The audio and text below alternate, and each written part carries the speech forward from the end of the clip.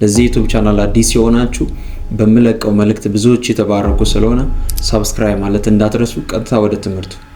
ጸሎት መጸለይ እየፈለጋችሁ ብዙ አይነት ትምህርቶች የጸሎት ትምህርቶችን ሰምታችሁ መጽሐፍ ቅዱስ አንብባችሁ እንቅልፍ የሚላችሁ መጸለይ ያልቻላችሁ ልክ ጸሎት ስትጀምሩ እንቅልፍ አይናችሁ ላይ የሚመጣ ድካም አይናችሁ ላይ የሚመጣ ከዚህ በፊት የሌለ ድካም ሰውነታችሁ ላይ የሚጫጫናችሁ ሰዎች ከዚህ በፊት የሌለ ድካም የሚጫጫናችሁ ሰዎች ይሄ ትምህርት ለእናንተ ነው። ከዚህ ትምህርት በኋላ አንድ መንፈስ ቅዱስ ይረዳችኋል፣ ሁለት የምትሰሙት ቃል ደግሞ ጉልበት ይሆናችኋል። ክብር ለእግዚአብሔር ይሁን። ድካም በሶስት መንገድ ሰው ላይ ሊመጣ ይችላል። መጀመሪያ ማስተዋል ያለባችሁ ጸሎት መጸለይ የማይፈልግ ሰው የለም። ነገር ግን ጸሎት ሲጀምር ምን ብዬ መጀመር እንዳለብኝ አላውቅም ይላሉ። እንደገና ደግሞ ዝለት ይታወቃቸዋል። ልክ ጸሎት ሲጀምር እንቅልፌ ይመጣል እዝላለሁ ይላል። ዛሬ ስትጸልዩ እንቅልፍ የሚላችሁን ነገር በዚህ ትምህርት ትሽራላችሁ። ሶስት መንገድ ነው ማስተምራችሁ። ሶስት መንገዶችን አወራችኋለሁ። ከህይወታችሁ ላይ ድካምን እግዚአብሔር ይሽራል በዚህ ትምህርት። በመጀመሪያ ማወቅ ያለባችሁ ድካም በሶስት መንገድ ይመጣል። በሰው ህይወት ላይ ድካም በሶስት መንገድ ይመጣል። የመጀመሪያው ድካም የሚመጣው ሰውናችሁና ስራ ለመስራት ትሯሯጣላችሁ። ሌሊት ወጥተው ማታ የሚገቡ አሉ። በተለያየ ጉልበት ስራ የምትሰሩ አላችሁ። ብዙ ሰዓት ትሰራላችሁ። ሰውነት ስጋ ደካማ ስለሆነ ይዝላል፣ ይደክማል።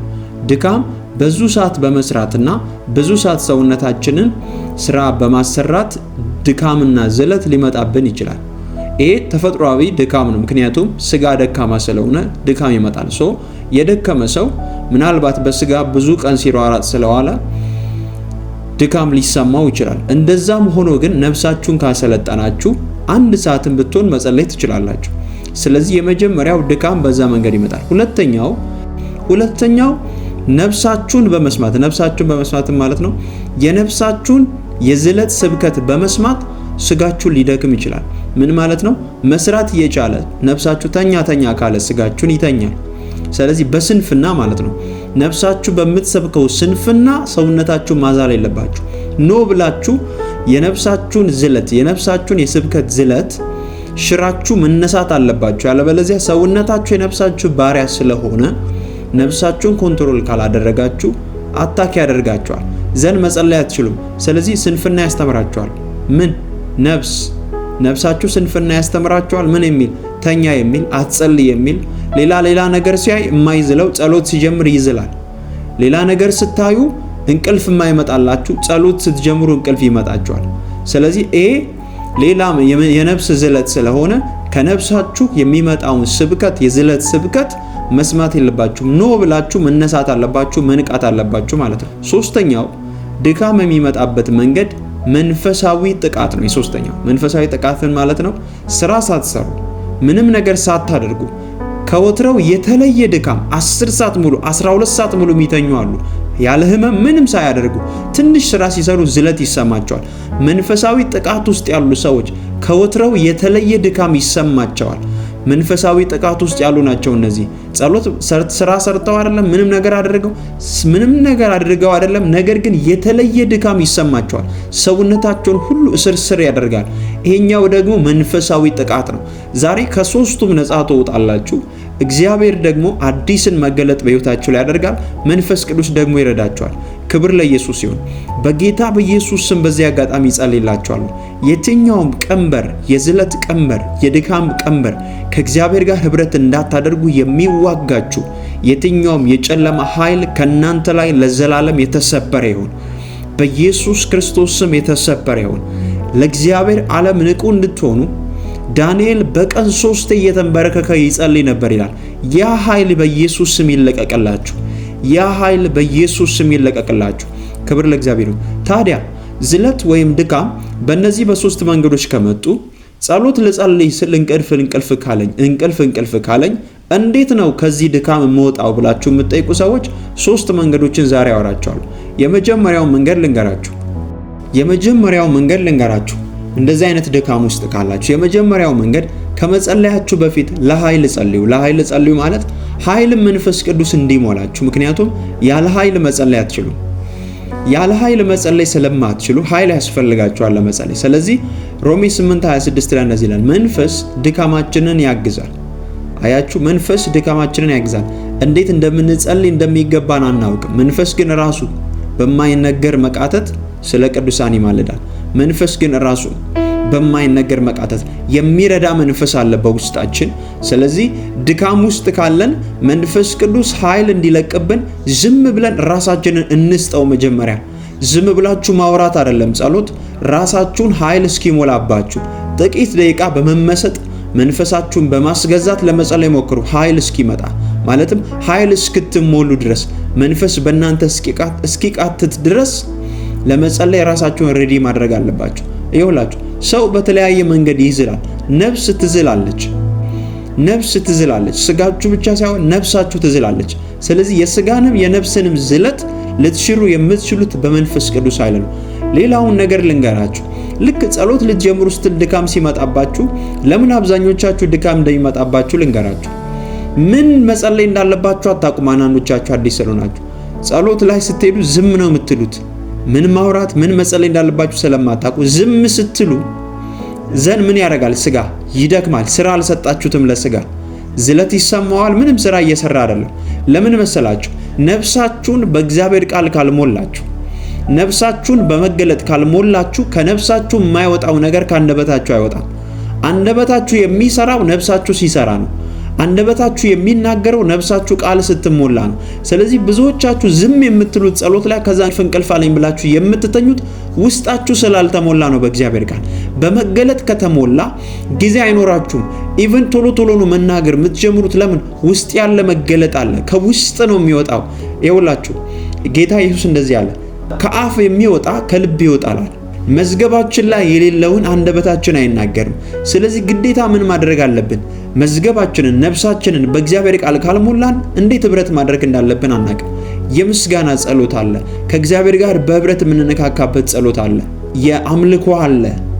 እንደገና ደግሞ ለሌሎች የምልጃ ጸሎቶች አለ፣ ለቅዱሳን፣ ለቤተ ክርስቲያን፣ ለነገስታት የምንጸልይበት። እነዚህ ነገሮች የጸሎት ትምህርቶች አእምሯችሁ ላይ ከሌለ፣ የጸሎት መገለጦች አእምሯችሁ ላይ ከሌለ፣ ኢቭን ስለ ጸሎት ብቻ አይደለም መጽሐፍ ቅዱሳዊ መገለጥ ውስጣችሁ ከሌለ ለመጸለይ ይከብዳችኋል። ለምን? የቤት ጉዳይ ጸለያችሁ፣ የሥራ ጉዳይ ጸለያችሁ፣ በቃ የጨረሳችሁ ይመስላችኋል። ዘን ዝም ትላላችሁ፣ ይደክማችኋል።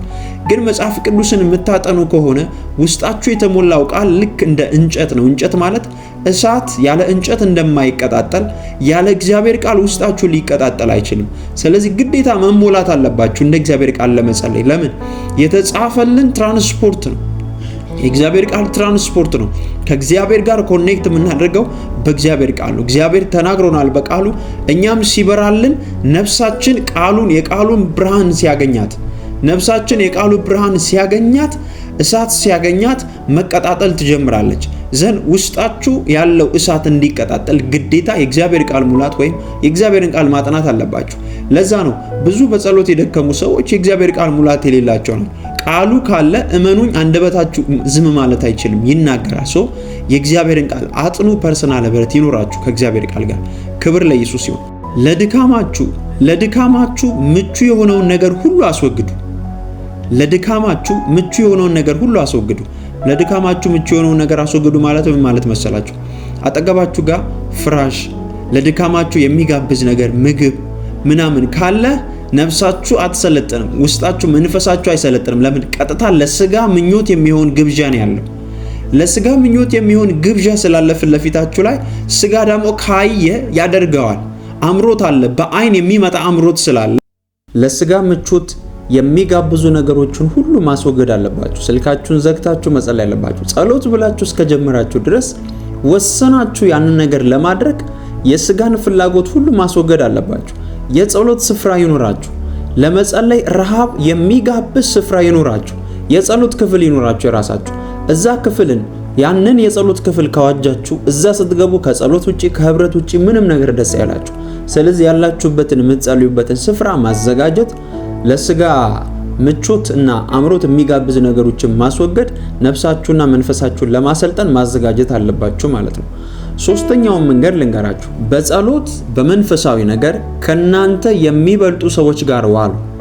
ይሄ በጣም ብልህ ሰዎች የሚያደርጉት ጥበብ ነው። ምክንያቱም መጸለይ ትፈልጋላችሁ፣ ግን ከሚጸልዩት ሰዎች ጋር አትውሉ። ጌታ ኢየሱስ እንደዚህ አለ፣ ማቴዎስ 26 ቁጥር 40 ላይ ጌታ ኢየሱስ እንደዚህ አለ። መጽሐፍ ቅዱስ እንደዚህ ይላል፣ ወደ ደቀ መዛሙርቱም መጣ፣ ተኝተውም አገኛቸው። እዩት፣ ተኝተውም አገኛቸው። ጴጥሮስን እንዲሁ ከእኔ ጋር አንዲት ሰዓት ልትተጉ አልቻላችሁምን አለ። አንዲት ሰዓት ልትተጉ አልቻላችሁምን? አስባችኋል? ጥቂቷ ሰዓት አንድ ሰዓት ናት ማለት ነው። ጌታ ኢየሱስ ጌቴሴማኒ ጸልዮ ሲመለስ ተኝተው ያገኛቸው ነበር። እንደገና ጸልዮ ሲመለስ ተኝተው ያገኛቸው ነበር። ጴጥሮስን ከዛ እንደዚህ ያለ፣ ከኔ ጋር አንዲት ሰዓት ልትተጉ አልቻላችሁምን? አንዲት ሰዓት ትንሿ ሰዓት ናት የጸሎት። ያችን ሰዓት እንኳን መጸለይ ከብዷቸዋል። እንቅልፍ ብሏቸው ነበር። ክብር ለኢየሱስ ሲሆን መንፈስ ቅዱስ ከመውረዱ በፊት ድካም ይሰማቸው ነበር። ስለዚህ ሶስተኛው መንገድ ምንድነው ካላችሁ፣ በጸሎት የበረቱ ሰዎች ጋር ዋሉ። የጸሎትን ህብረት ተቀላቀሉ። እንዴት እንደሚጸለይ፣ እንዴት ህብረት እንደሚያደርጉ ከእግዚአብሔር ጋር፣ እንዴት የእግዚአብሔርን ቃል መገለጥ እንደሚያወሩ መንፈስ ይጋባባችኋል፣ ኃይል ትካፈላላችሁ። ስለዚህ እናንተም ወደዛ የጸሎት ኃይሉ ስለምትገቡ የጸሎት ህብረት ያለበት አትቅሩ። በጸሎት በመንፈሳዊ ነገር ከናንተ የሚበልጥ ሰው ጋር ዋሉ። የምትሰሙት ነገር እናንተን ተርናፕ ስለሚያደርግ ማለት ነው። ሐዋርያት ከዚህ ፊት እንዴት እንደሚጸልዩ አያውቁም፣ ግን ከጌታ ከኢየሱስ ነው የተማሩት። ለዛ ነው ጸሎትን አስተምረን ብለው ተናግረዋል። ስለዚህ ጸሎትን መማር ጸሎት ትምህርት ነው ማለት ነው። አንደኛው ነገር ጸሎት ትምህርት ነው። ምክንያቱም ራሳቸው ደቀ መዛሙርት ወይም ሐዋርያቱ አስተምረን ብለዋል። እንዴት መጸለይ እንደሚገባን አስተምረን ብለው ጌታ ኢየሱስን ጠይቀዋል። ስለዚህ እንዴት መጸለይ እንዳለባችሁ መማር መጽሐፍ ቅዱሳዊ ነው ማለት ነው። ስለዚህ ሶስተኛው ከሚጸልዩ ሰዎች ጋር ዋሉ፣ እግዚአብሔር ደግሞ ይረዳችኋል። መንፈሳዊ ረሃባችሁ እንዲመለስ እጸልያለሁ። የጸሎት ኃይላችሁ እንዲታደስ እጸልያለሁ። የጸሎት ጉልበታችሁ እንዲታደስ እጸልያለሁ። ከዚህ ሰዓት ጀምሮ የትኛውም ዝለት ከናንተ ላይ ለዘላለም የተወገደ ይሁን። መንፈስ ቅዱስ በኃይል ይርዳችሁ። በዚህ ትምህርት እንደተባረካችሁ አምናለሁ። ተባረኩልኝ። እወዳችኋለሁ።